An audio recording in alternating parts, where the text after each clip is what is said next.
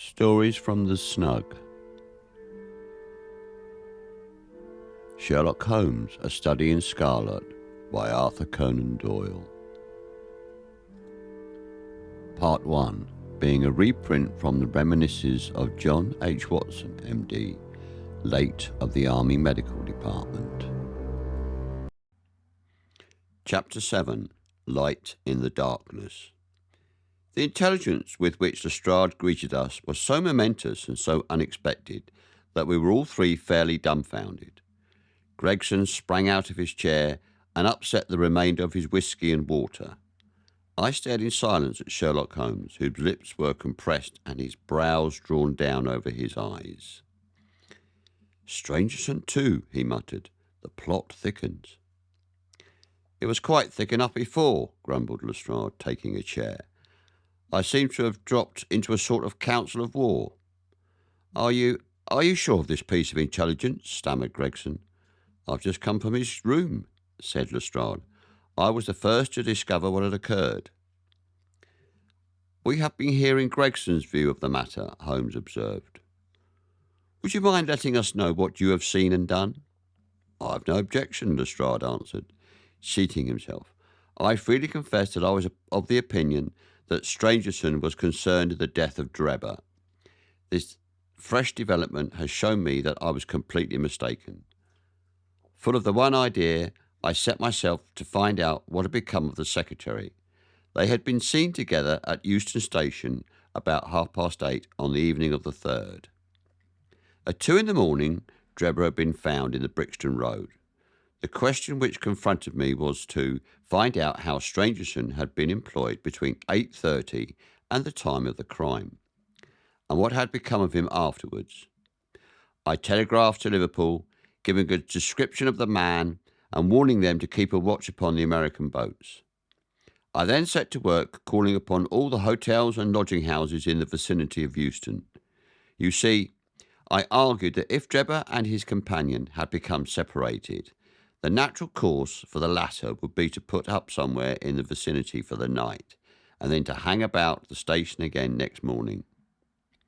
"They would be likely to agree upon some meeting place beforehand," remarked Holmes.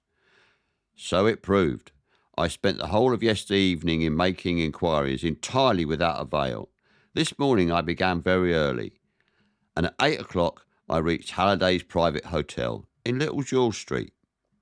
On my inquiry as to whether a Mr. Strangerson was living there, they at once answered me in the affirmative. 'No doubt you are the gentleman whom he was expecting,' they said. 'He has been waiting for a gentleman for 2 days. "'Where is he now?' I asked.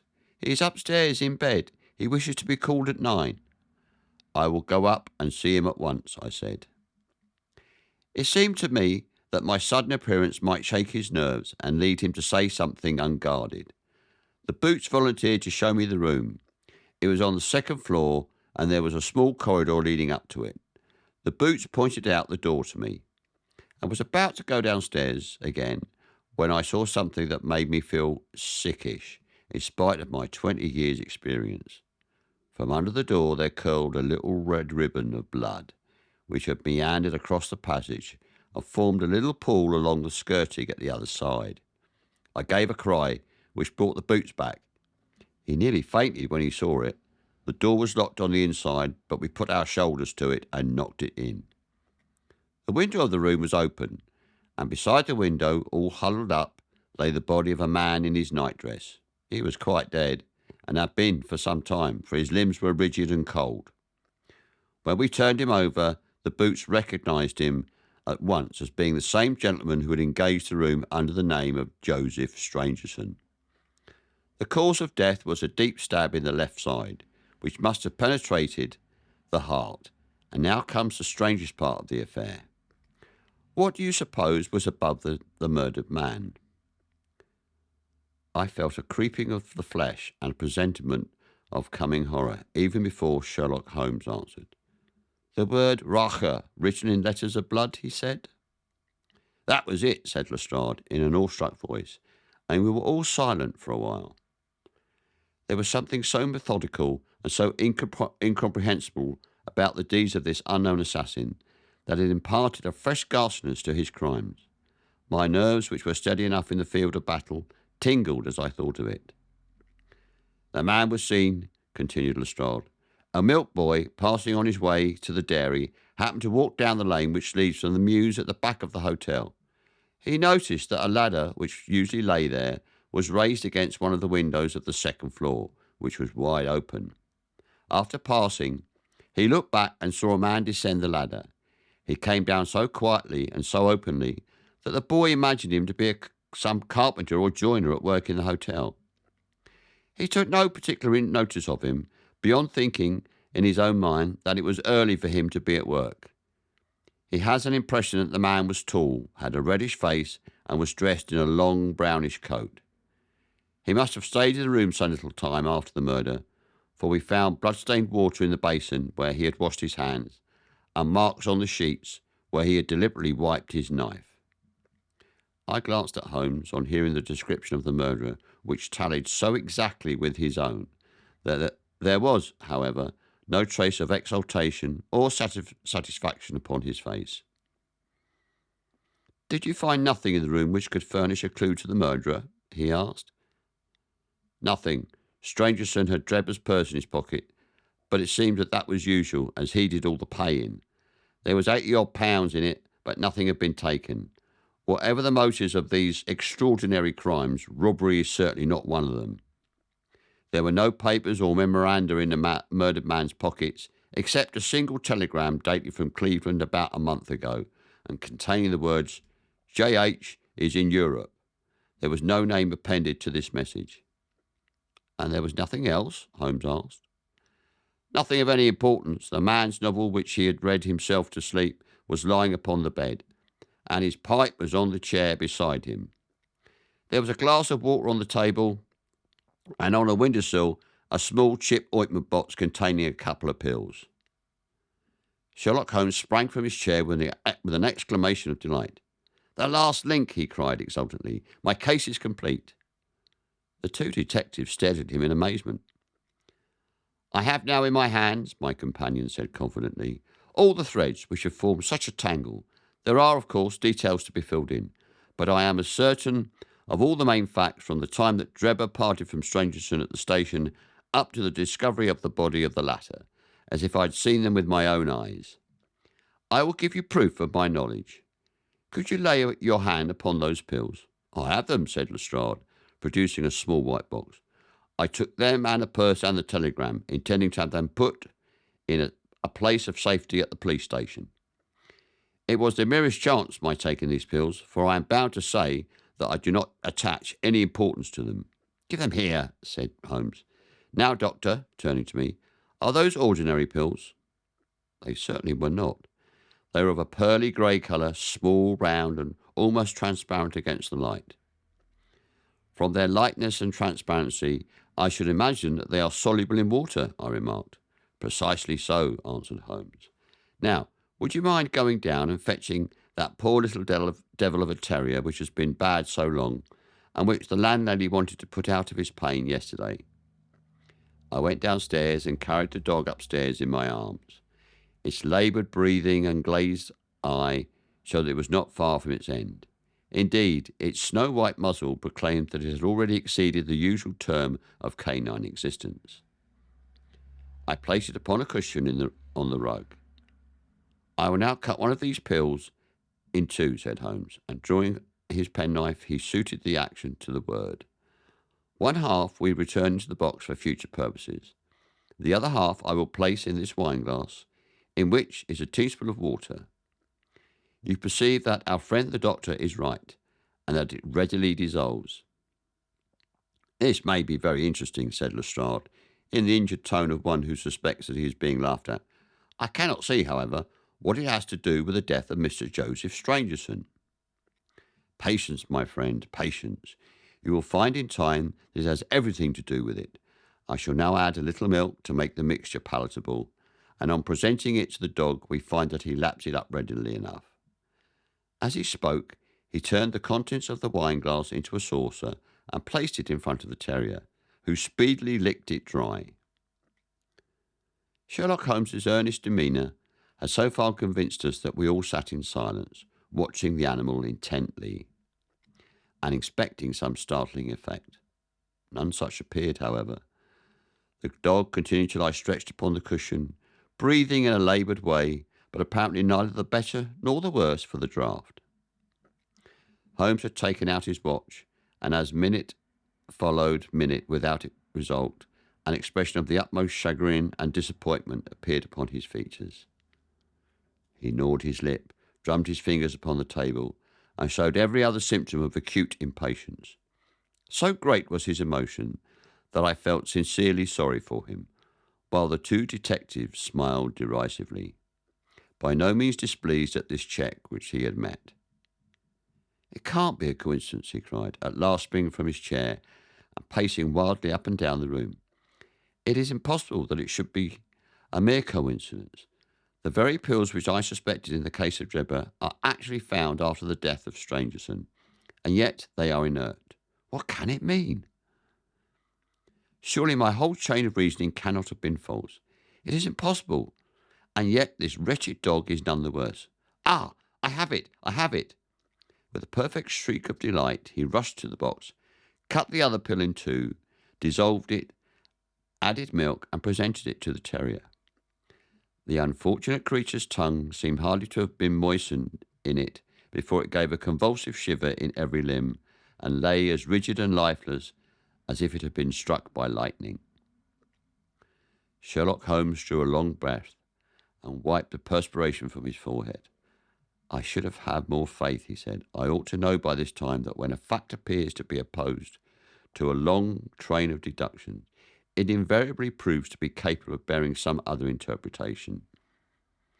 Of the two pills in the box, one was the most deadly poison, and the other was entirely harmless.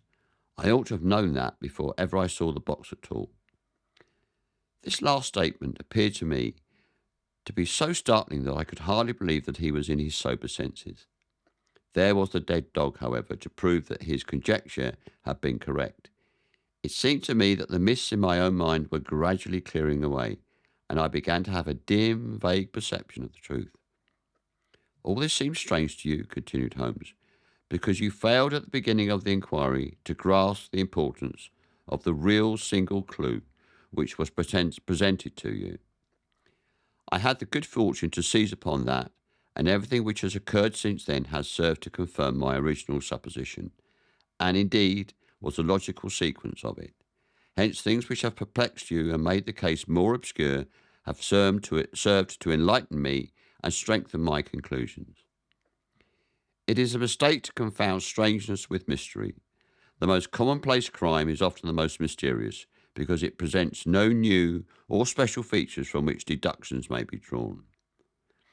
This murder would have been infinitely more difficult to unravel had the body of the victim been simply found lying in the roadway without any of those outre and sensational accompaniments which have rendered it remarkable. These strange details, far from making the case more difficult, have really had the effect of making it less so." Mr. Gregson, who had listened to this address with considerable impatience, could contain himself no longer. "Look here, Mr. Sherlock Holmes," he said, "we are all ready to acknowledge that you are a smart man, and that you have your own methods of working. We want something more than mere theory and preaching now, though. It is a case of taking the man. I've made my case out, and it seems I was wrong. Young Charpentier could not have been engaged in this second affair. Lestrade went after his man, Strangerson, and it appears that he was wrong too. You have thrown out hints here and hints there, and seem to know more than we do, but the time has come when we feel that we have the right to ask you straight, how much do you know of the business? Can you name the man who did it?" "I cannot help feeling that Gregson is right, sir," remarked Lestrade. "We have both tried and we have both failed. You have remarked more than once since I have been in the room that you have all the evidence with which you require. Surely you will not withhold it any longer." "Any delay in arresting the assassin," I observed, "might give him time to perpetrate some fresh atrocity." Thus pressed by us all, Holmes showed no signs of irresolution. He continued to walk up and down the room with his head sunk on his chest and his brows drawn down, as was his habit when lost in thought. "There'll be no more murders," he said at last, stopping abruptly and facing us. "You can put that consideration out of the question. You have asked me if I know the name of the assassin. I do. The mere knowing of his name is a small thing, however, compared to the power of laying our hands upon him. This I expect very shortly to do. I have good hopes of managing it through my own arrangements. But it is a thing which needs delicate handling, for we have a shrewd and desperate man to deal with, who is supported, as I have had occasion to prove, by another who is as clever as himself. As long as this man has no idea that anyone can have a clue, there is some chance of securing him. But if he has the slightest suspicion, he would change his name and vanish in an instant amongst the 4 million inhabitants of this great city. Without meaning to hurt either of your feelings, I am bound to consider that I consider these men to be more than a match for the official force, and that is why I have not asked your assistance.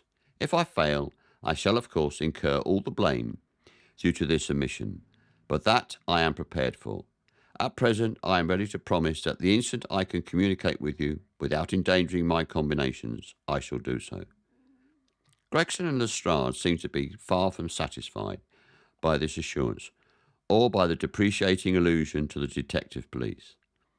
The former had flushed up to the roots of his flaxen hair, while the other's beady eyes glistened with curiosity and resentment. Neither of them had time to speak, however, before there was a tap at the door, and the spokesman of the street Arabs, young Wiggins, introduced his insignificant and unsavoury person.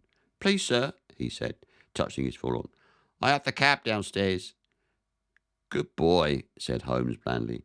"Why don't you introduce this pattern at Scotland Yard?" he continued, taking a pair of steel handcuffs from a drawer. "See how beautifully the spring works. They fasten in an instant." "The old pattern is good enough," remarked Lestrade, "if we can only find the man to put them on." Very good," said Holmes, smiling. "The cabman may as well help me with my boxes. Just ask him to step up, Wiggins." I was surprised to find my companion speaking as though he were about to set out on a journey, since he had not said anything to me about it. There was a small portmanteau in the room, and this he pulled out and began to strap. He was busily engaged at it when the cabman entered the room. "Just give me a help with this buckle, cabman," he said, kneeling over his task and never turning his head. The fellow came forward with a somewhat sullen, defiant air, and put down his hands to assist. At that instant there was a sharp click, the jangling of metal, and Sherlock Holmes sprang to his feet. "Gentlemen," he cried, "let me introduce you to Mr. Jefferson Hope, the murderer of Enoch Drebber and of Joseph Strangerson." The whole thing occurred in a moment, so quickly that I had no time to realise it. I have a vivid recollection of that instant, of Holmes's triumphant expression, and the ring of his voice, of the cabman's dazed, savage face as he glared at the glittering handcuffs, which had appeared as if by magic upon his wrists. For a second or two we might have been a group of statues. Then, with an inarticulate roar of fury, the prisoner wrenched himself free from Holmes's grasp and hurled himself through the window. Woodwork and glass gave way before him, but before he got quite through, Gregson, Lestrade, and Holmes sprang upon him like so many staghounds. He was dragged back into the room, and then commenced a terrific conflict. So powerful and so fierce was he that the four of us were shaken off again and again. He appeared to have the convulsive strength of a man in an epileptic fit. His face and hands were terribly mangled by his passage through the glass, but the loss of blood had no effect in diminishing his resistance. It was not until Lestrade succeeded in getting his hand inside his neckcloth and half strangling him that we made him realise that his struggles were of no avail. And even then we felt no security until we had pinioned his feet as well as his hands. That done, we rose to our feet, breathless and panting. "We have his cab," said Sherlock Holmes. "It will serve to take him to Scotland Yard. And now, gentlemen," he continued, with a pleasant smile, "we have reached the end of our little mystery. You are very welcome to put any questions that you like to me now, and there is no danger that I will refuse to answer them."